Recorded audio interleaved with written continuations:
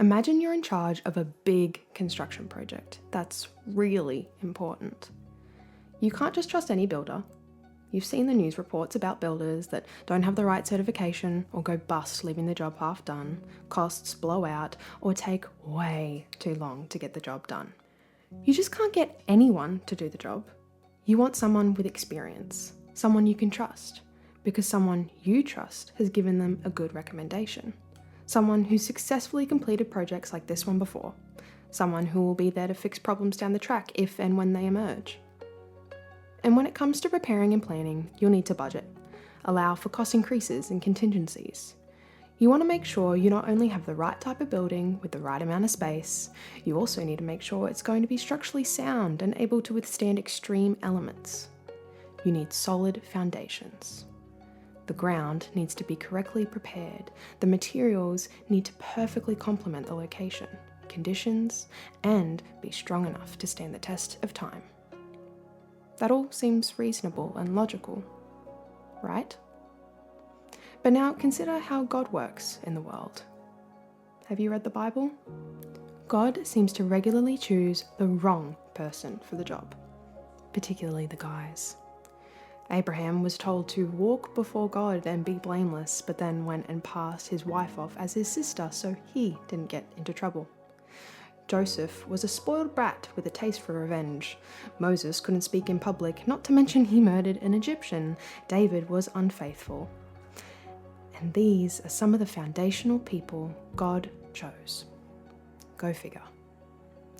The Old Testament is littered with examples of people being underqualified, underprepared, ill-equipped, of questionable character, and people none of us in our right mind would choose for any position of responsibility. The New Testament continues the pattern. The disciples were nothing special.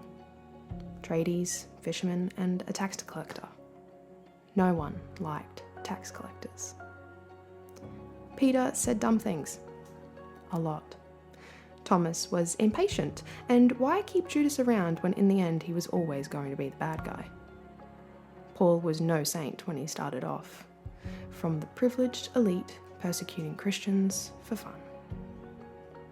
So, what does that say to us in a world that says we need to find security in qualifications, training, success, opportunities, meeting expectations, delivering outcomes, and fitting in while standing out? Maybe it says that's not where we lay our foundations.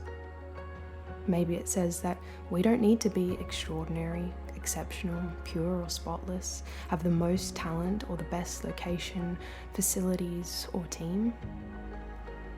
As a new year begins, goals and resolutions aren't bad.